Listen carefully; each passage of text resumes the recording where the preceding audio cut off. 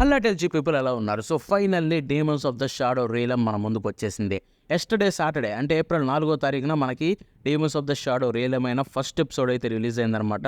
So ఇది చూసుకుంటే మనకి ఎవ్రీ సాటర్డే ఒక కొత్త ఎపిసోడ్ అయితే రాబోతుంది. And great thing and the best thing ఏంటంటే క్రంచ్ రోల్ తెలుగు డబ్బింగ్కి జపనీస్తో పాటు రిలీజ్ చేశారు. జపనీస్తో పాటు తెలుగు, తమిళ్, హిందీ ఈ లాంగ్వేజెస్లో కూడా వచ్చేసిందనమాట.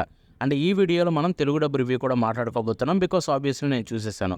అండ్ ఎవ్రీ సాటర్డే మీకు జపనీస్తో పాటు తెలుగు కూడా వస్తుంది. సో మీరు ఎటువంటి డిలే ఉండదు, మీరు హ్యాపీగా ఎవ్రీ వీక్ వెయిట్ చేయాల్సిన అవసరం లేకుండా జపనీస్ వచ్చినప్పుడే తెలుగులో కూడా చూసి ఎంజాయ్ చేయొచ్చు.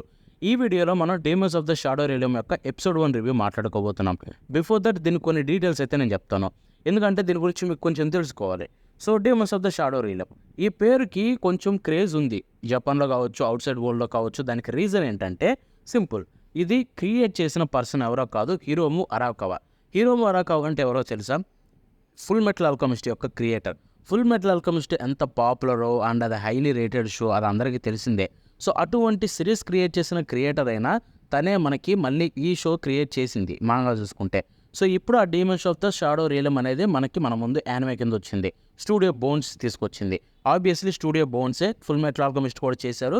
సో ఇది రెండో కొలాబరేషన్ అనమాట స్టూడియో బోన్స్ అండ్ క్రియేటర్ మధ్య, demons of the shadow realm తోటి.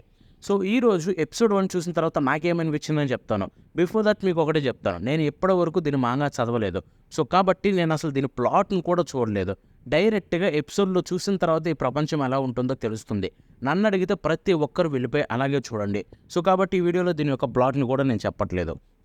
So first things first, episode start అయినప్పుడు ఒక మంచి ఒక డార్క్ థింగ్ తోటి అయితే జరుగుతుందన్నమాట. సో చూస్తున్నాం కొంచెం స్టోరీ గురించి అర్థమవుతుంది. బట్ ఆల్ ఆఫ్ ఎ సడన్గా 16 years జరిగిపోతాయి. తర్వాత మన మెయిన్ క్యారెక్టర్ని అయితే చూపిస్తారు, యూరో అనమాట మనోడు చూసుకుంటే. సో ఆ తర్వాత తన పీస్ఫుల్ లైఫ్, వాళ్ళ చెల్లి కావచ్చు ఆర్ వాళ్ళ బామ్మ కావచ్చు, ఆ విలేజ్ అయితే ఏదైతుందో పాతకాలం విలేజ్, దాంట్లో అంతా ఒక పీస్ఫుల్ లైఫ్ అయితే తనకు రన్ అవుతూ ఉంటుంది. సో ఇదంతా జరుగుతుంది, మనమంతా బాగానే ఉంది, పర్లేదు. But what is the catch అని చెప్పి అనుకున్న టైంలోనే ఒక క్రేజీ ట్విస్ట్ అయితే రివీల్ అయింది. ఆ క్రేజీ ట్విస్ట్ ఎలా ఉందంటే, నేను ముందు ఒక సీన్ చూసిన తర్వాత ఇది నాకు కొంచెం డిఫరెంట్గా అనిపిస్తుంది ఏంటబ్బా అని అనుకున్నా. బట్ వన్స్ ఆ డిఫరెంట్గా అనిపించిన ట్విస్ట్ రివీల్ అయిన తర్వాత మైండ్ పోయింది. అసలు నేను ఏం చూస్తున్నా కొంచెంసేపు నాకు అర్థం కాలేదు. సో మేబీ ఇదేనేమో, ఒక్క పాయింట్ కూడా క్లూ లేకుండా ఒక స్టోరీలోకి దిగిన తర్వాత ఆ స్టోరీ ఫస్ట్ ఎపిసోడ్లోనే స్టోరీలోనే బిగ్గెస్ట్ ప్లాట్ ట్విస్ట్ని రివీల్ చేసి, అండ్ దాన్ని కూడా మనం ప్రాసెస్ చేసుకునే టైంలోపే ఇక మొత్తం డిస్ట్రక్షన్, మొత్తం గోర్ అంతా కనిపిస్తుంటే మనకి ఏం చూడాలో తెలీదు, ఏం చేయాలో తెలీదు. సో ఎపిసోడ్ ఎండ్ అయిపోయేలోపు మనం అనుకుంటాం what the hell happened here. So అలాగనమాట ఈ ఎపిసోడ్ చూస్తున్నంతసేపు నాకు అలాగే అనిపించింది. నా మైండ్ అయితే ఎప్పటికీ ప్రాసెస్ చేసుకుంటూనే ఉంటుంది, నేను ఏం చూసానా అని చెప్పి. ఎందుకంటే ఎపిసోడ్ చూస్తే ఆ రేంజ్ ఎక్స్పీరియన్స్ కలిగించింది గైస్. మేబీ ఫ్యూచర్లో ఈ సిరీస్ ఎలా కంటిన్యూ అవుతుంది ఏంటి అనేది నాకు ఐడియా లేదు, బికాస్ దీంట్లో ఎపిసోడ్ 1లో రివీల్ అయిన ట్విస్ట్ ఏదైతే ఉందో ఆ ట్విస్ట్ తర్వాత ఒక కైండ్ ఆఫ్ ఐడియా వచ్చింది స్టోరీ ప్రోగ్రెషన్ ఎలా ఉంటుందని చెప్పి.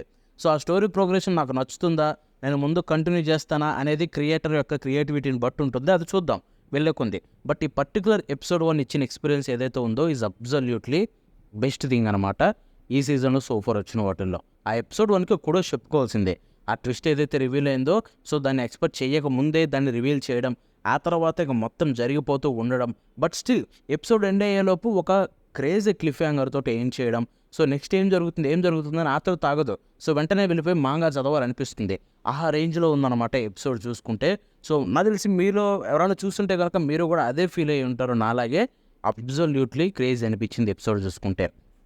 సో ఈ ఎపిసోడ్ గురించి చెప్పాలంటే రీసెంట్ టైమ్స్లో వచ్చిన వాటిలో, ఈ ఇయర్లో వచ్చిన వాటిలో బెస్ట్ ఫస్ట్ ఎపిసోడ్ మాత్రం ఇదే, దాంట్లో డౌటే లేదు. సో నెక్స్ట్ ఎపిసోడ్స్ ఎలా ఉంటాయో చాలా ఈగర్గా వెయిట్ చేస్తున్నా. సో ఇప్పుడు మనం దీని యొక్క టెక్నికల్ ఆస్పెక్ట్స్లోకి వెళ్ళిపోతే, సో ఫస్ట్ ఆఫ్ ఆల్ దీంట్లో స్టోరీ బోర్డింగ్ విషయానికి వెళ్ళిపోతే నాకైతే చాలా బాగా నచ్చింది. ఎందుకంటే కొన్ని క్రియేట్ చేసిన విధానం, యాంగిల్స్ కావచ్చు, అండ్ కొన్ని స్టోరీ బోర్డింగ్స్ క్రియేట్ చేసుకుని దాన్ని ప్రజెంట్ చేయడం కావచ్చు, అంతా కూడా ఎంతో అద్భుతంగా అనిపించింది. సో స్టోరీ బోర్డింగ్లో మాత్రం నాకు ఒక్క ఇష్యూ కూడా కనిపించలేదు. బట్ ఇక్కడ ఒకటి మాట్లాడుకోవాలి, యానిమేషన్ విషయానికి వెళ్ళిపోతే 2D యానిమేషన్ అదిరిపోయింది. ఎక్కడంటే కొన్ని పోర్షన్స్లో మాత్రం యానిమేషన్ క్రేజీ అనిపించింది. మేబీ ఇంకొన్ని సీన్స్లో ఇంకా హైలైట్ చేసి ఉండొచ్చేమో అనిపించింది. But still they did a great job. First episode కాబట్టి చాలా మూమెంట్ ఉందన్నమాట. చిన్న థింగ్స్లో కూడా మూమెంట్ని అయితే పెట్టారు. అండ్ వాళ్ళు చాలా బ్యూటిఫుల్గా అయితే అడాప్ట్ చేశారు. యానిమేషన్ విషయానికి వెళ్ళిపోతే మాత్రం చాలా బ్యూటిఫుల్ అనిపించింది.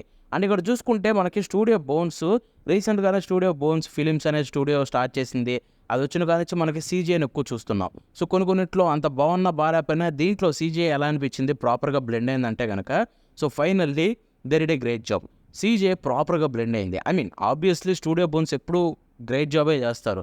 ఈసారి చూసుకుంటే ఇంకా బాగా చేశారు బ్లెండింగ్ అనేది ఏదైతే ఉందో. సో ఒక పర్టికులర్ సీన్ ఉంటుందన్నమాట. సో క్యారెక్టర్ నడుచుకుంటూ వస్తున్నప్పుడు సో కొన్ని థింగ్స్ మనం సీజీఐ లాగే కనిపించవు, 2D లాగా ఉంటాయి. బట్ అవి సీజీఐ అంత బాగా చేశారు కొన్ని చూసుకుంటే. అండ్ కొన్ని షార్ట్స్ ఉన్నాయన్నమాట. వాటిల్లో లైక్ వాటర్ ఫ్లో ఏదో ఒక చిన్న షాట్ ఉంటుంది, దాన్ని సీజీఐ వేయకుండా 2D పెట్టుంటే బాగుండేమనిపించింది. అపార్ట్ ఫ్రమ్ దట్ సీజీఐ కూడా చాలా బాగుంది. కొన్ని సీన్స్లో మీరు అసలు సీజీఐని కూడా గుర్తుపట్టరు, అంత బాగుందన్నమాట. సో ఓవరాల్గా యానిమేషన్ అండ్ మొత్తం 3D యానిమేషన్ సీజీఐ కావచ్చు అన్నీ అదిరిపోయాయి. సో ఎక్కడ ప్రాబ్లం లేదు. ఇక వాయిస్ యాక్టింగ్ విషయానికి వెళ్ళిపోతే Japanese voice actors as usual చించేశారు. నేను జపనీస్లో చూశాను, తెలుగులో చూశాను, 2 సార్లు ఎపిసోడ్ బాగా నచ్చింది కాబట్టి సో జపనీస్ అయితే అదిరిపోయింది. అండ్ ఇక్కడ మ్యూజిక్ విషయానికి వెళ్ళిపోదాం. మ్యూజిక్ మాత్రం చాలా బాగుంది గైస్. సో ఇక్కడ చూసుకుంటే అది ఒక ప్లస్ పాయింట్ అని చెప్పాలి. ఎపిసోడ్లో చాలా సీరియస్నెస్ అయితే కలిగినప్పుడల్లా మ్యూజిక్ రావడం కావచ్చు, అదంతా చాలా బాగుంది. అండ్ బట్ అదిరిపోయింది మ్యూజిక్ మాత్రం కొన్ని సీన్స్లో. బట్ ఒకటి నేను చెప్పలేదు ఇందాకలా, ఒకటి చెప్పాలి. అది చూసుకుంటే ఈ ఎపిసోడ్లో నాకు ఒక చిన్న ప్రాబ్లం కనిపించింది. సో అది చూసుకుంటే కామెడీ. సో అసలు అనవసరంగా కామెడీ పెట్టినట్టు అనిపించింది ఒక పర్టికులర్ పోర్షన్లో చూసుకుంటే. సో ఏదంటే ఎపిసోడ్లో మనం చూస్తుంటాం, చాలా జరిగిపోతుంటాయి. హీరో క్యారెక్టర్ కూడా మనలాగే ఏం ప్రాసెస్ చేసుకోవాలో అర్థం కాదు బ్రెయిన్లో. అలాంటి టైంలో కొన్ని కామెడీ వదులుతారనమాట. అవి నాకు నచ్చలేదు, హానెస్ట్గా చెప్తున్నాను. అలాంటి సిచ్యువేషన్లో ఆ కామెడీ డైలాగ్ అనేది వదలకుండా ఉండాల్సింది. బికాస్ హీరోకి ఏం జరిగిందో అక్కడ సిచ్యువేషన్ అనేది సంబంధం లేకుండా కామెడీ సీన్ వచ్చింది అనిపించింది. బట్ అదొక్కటే నాకు మైనస్ అనిపించింది ఎపిసోడ్లో చూసుకుంటే. సో ఓవరాల్గా చెప్పాలంటే అంత అద్భుతం. So waiting for the next episode, దాంట్లో డౌటే లేదు. ఇక ఇప్పుడు మనం దీని యొక్క తెలుగు డబ్ విషయానికి వెళ్ళిపోతే సో తెలుగు డబ్ చాలా బాగుంది. సో మీరు అందరూ అసలు ఎటువంటి డౌట్ పెట్టుకోకుండా మైండ్లో వెళ్ళిపోయి తెలుగు డబ్ అయితే చూసేయచ్చు. 1 or 2 క్యారెక్టర్స్కి అయితే తెలుగులో సెట్ అయినట్టయితే నాకు అనిపించలేదు. ఎందుకంటే కొన్ని క్యారెక్టర్స్ లిటిల్ బిట్ యంగర్గా కనిపించినా కూడా వాళ్ళకి కొంచెం బాగా ముసలి వయసు లాగా ఇచ్చినట్టయితే నాకు అనిపించింది. సో అలాంటి 2-3 క్యారెక్టర్స్ ఉన్నాయి, అవి పక్కన పెట్టేస్తే కనుక మిగతాదంతా పర్ఫెక్ట్గా సెట్ అయింది.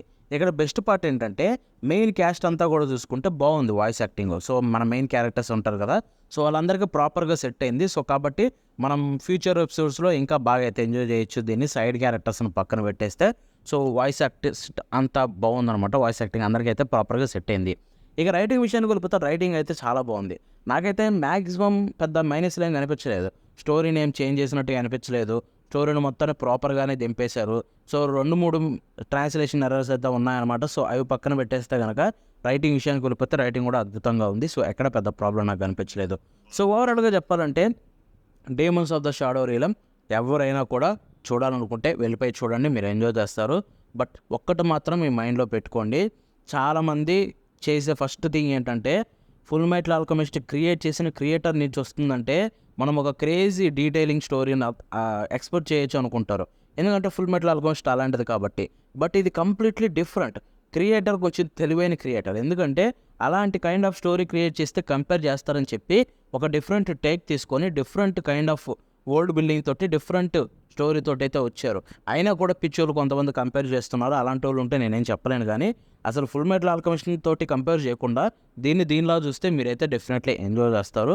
సో నేనైతే అది గ్యారంటీ ఇస్తాను. సో ఇదనమాట ఇవాళ వీడియో. అండ్ ఈ వీడియో మీకు నచ్చితే లైక్ షేర్ చేయండి, అంతేకాకుండా నడిపించింది కామెంట్స్లో తెలపండి. మరి నెక్స్ట్ షో కలుద్దామంటే బాబానా.